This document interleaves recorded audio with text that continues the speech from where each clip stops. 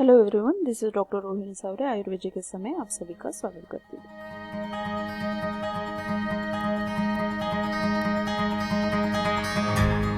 आज हम आयुर्वेदिक के समय देखने जा रहे हैं महामारी या एपिडेमिक्स डिजीज क्या होते हैं, आयुर्वेद में उनका क्या कथन है। सबसे पहले अगर आपने मेरे आयुर्वेदिक नामक चैनल को सब्सक्राइब नहीं किया है तो प्लीज़ सब्सक्राइब कर दीजिए, लाइक करें, शेयर करें फ्रेंड्स और फैमिली के साथ, और बेल आइकन को क्लिक करना ना भूलिए। तो आइए चलते स्टार्ट करते हैं। महामारी आयुर्वेद के अनुसार, आयुर्वेद में एपिडेमिक्स के बारे में आयुर्वेद का क्या क्या महत्व है, उनमें जीवनचर्या का क्या बताई है, आयुर्वेद में क्या उपाय बताए गए हैं, इसके बारे में विस्तृत से जानेंगे। सबसे पहले मेरे मन में जो विचार आए हैं, प्रश्न आए हैं, उनको देखते हैं। भारत और आयुर्वेद का आशीर्वाद और महामारी का श्राप, बलवान कौन है इसमें से, और क्या भारत पर महामारी का प्रभाव पड़ना चाहिए। भारत ने चीन के सामान तक को छोड़ दिया, लेकिन क्या आपने खुद की चिकित्सा शास्त्र को अपनाया है? क्या भारतवासी भारत के आरोग्य से पहले भारत की अर्थव्यवस्था को मानते हैं? और क्या भारत को आयुर्वेद चिकित्सा एवं औषध शास्त्र से उपयोग अधिक से अधिक कर परकीय औषधियों का भारत में आयात बंद नहीं करना चाहिए? इस प्रकार के विचार है जो आयुर्वेद के प्रचारार्थ उपयुक्त होते हैं। और विशेषतः आयुर्वेद ही नहीं, नैसर्गिक जो भी संसाधन है, जन संसाधन है, नैसर्गिक संसाधन है, उसका हमने भारतीयों ने संरक्षण संवर्धन क्या नहीं करना चाहिए, इसके बारे में कुछ कथन मेरे मन में विचार आए थे जो मैंने बतलाए हैं। आपका क्या कथन है, इस बारे में आपका क्या कथन है, कमेंट करके प्लीज़ बताइए। आइए देखते हैं महामारी एपिडेमिक्स के बारे में आयुर्वेद का मत क्या है। अभी जैसे कोरोना इन्फ्लुएंस है, आयुर्वेद के उसमें क्या गाइडलाइंस है एपिडेमिक्स के बारे में। महामारी जिसे बोलते हैं, जैसे कोरोना वायरस, कोविड वायरस है, फ्लू, इन्फ्लुएंजा है, कुछ और भी घातक वायरसेस है, जिसका परिणाम सामान्य जनसमूहों पे होता है। तो उसके बारे में आयुर्वेद में क्या कहा गया है। आयुर्वेद अनुसार महामारी के मुख्य कारण बतलाए गए हैं। चरक संहिता विमान स्थान अध्याय नंबर 3, जनपद ध्वंसनीय अध्याय नाम। इसका महामारी को जनपद ध्वंस, अर्थात जनपद यानी जनसमूह यानी नागरिक, उनका समूह में विनाश होना, एक साथ विनाश होना ही जनपद ध्वंस कहलाता है। तो महामारी के जनपद ध्वंस के मुख्य 4 कारण बतलाए गए हैं चरक संहिता में, चरकाचार्य ने। तो इसके 4 हेतु कारण है। सबसे पहला है वायु दृष्टि, सेकेंड है जल दृष्टि, तीसरा है देश दृष्टि, और चौथा है काल दृष्टि।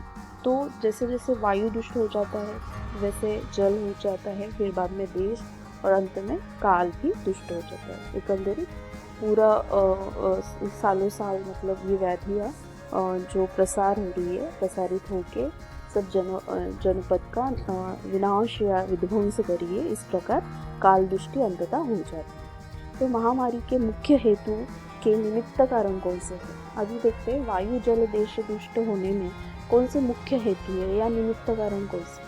इन वायु आदि से जो विकार उत्पन्न हो जाती है उसका मूल कारण अधर्म है। अधर्म कैसे है? अथवा असत कर्म है। और इन दोनों का मूल कारण क्या होगा? प्रज्ञा अपराध। अर्थात प्रज्ञा अपराध यानी प्रज्ञा से किया हुआ अपराध, अर्थात जानबूझकर एक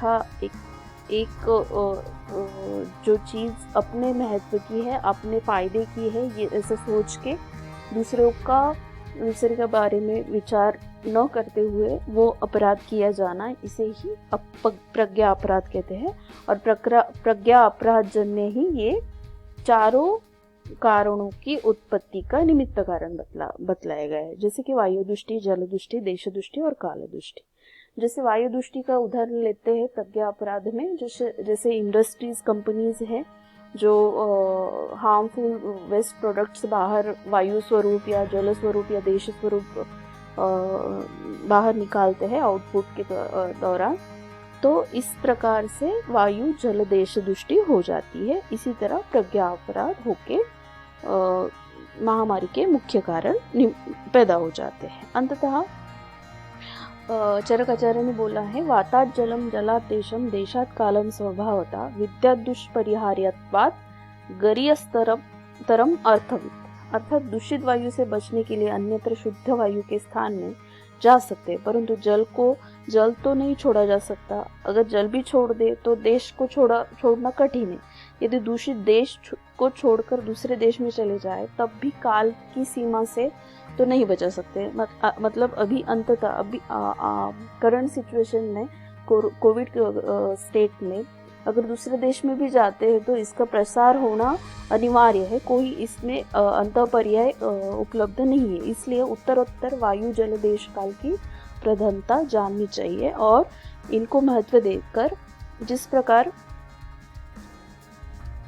प्रकार जब देश, नगर निगम और जनपद के प्रधान व्यक्ति, देश का प्रधानमंत्री या कुटुंब का कुटुंब प्रमुख जो होता है, वो धर्म का उल्लंघन करके अधर्म से व्यवहार करते हैं।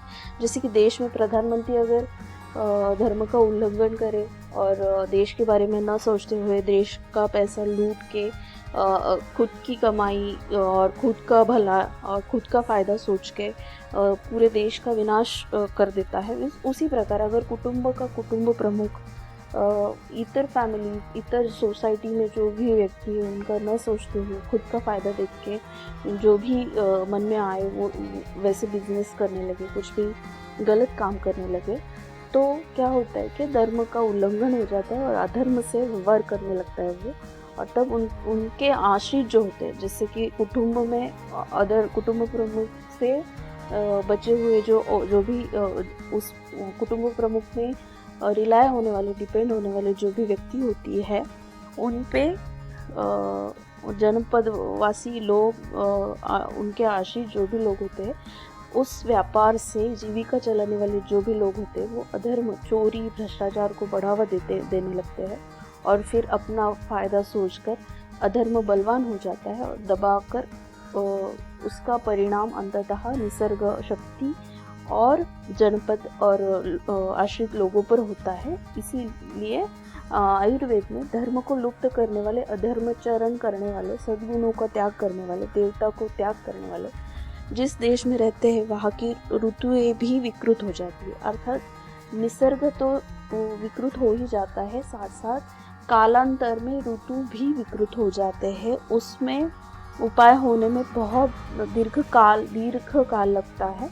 इसीलिए इन दोषों का जानबूझकर प्रज्ञा से अपराध ना करे, ऐसा उपाय इसमें बताया गया है। और बचाव के लिए क्या उपाय है? महामारी के बचाव के लिए उपाय योजना है कि वायु दृष्टि से ही इतर तीनों की दृष्टि होती है, अतः सर्वप्रथम वायु को दूषित होने से सर्व उपायों की योजना की जा सकती है। अतः सर्वप्रथम वायु को स्वच्छ निर्मल बनाने के उपाय किए जाने चाहिए। प्रज्ञा सबसे पहले कि निमित्त कारण जो है प्रज्ञा अपराध का त्याग कर दे। सेकेंड होगा वायु दूषित होने से बचाए, जैसे उसके लिए हम उदाहरण दे सकते हैं कि ज़्यादा से ज़्यादा पेड़ लगाए, कंपनीज, इंडस्ट्रियल कंपनीज का उपाय सोचे, पर्याय सोचे और उसका निर्देश करें। फिर उक्त वचनों में धर्म पालन भावार्थ है कि निसर्ग शक्तियों का मान रखते हुए उनसे प्राप्त सभी धरोहर की रक्षा करनी चाहिए और प्रत्येक व्यक्ति स्वबल से यह कार्य कर सकता है। अतः अंतर्मुखी बन इस मार्ग पर प्रयुक्त रहे। धन्यवाद। अगर आपको मेरा ये वीडियो अच्छा लगता है तो लाइक करना ना भूलिए और चैनल को सब्सक्राइब करिए, फ्रेंड्स के साथ वीडियो शेयर करके हमें सहयोग दें। Thanks for watching.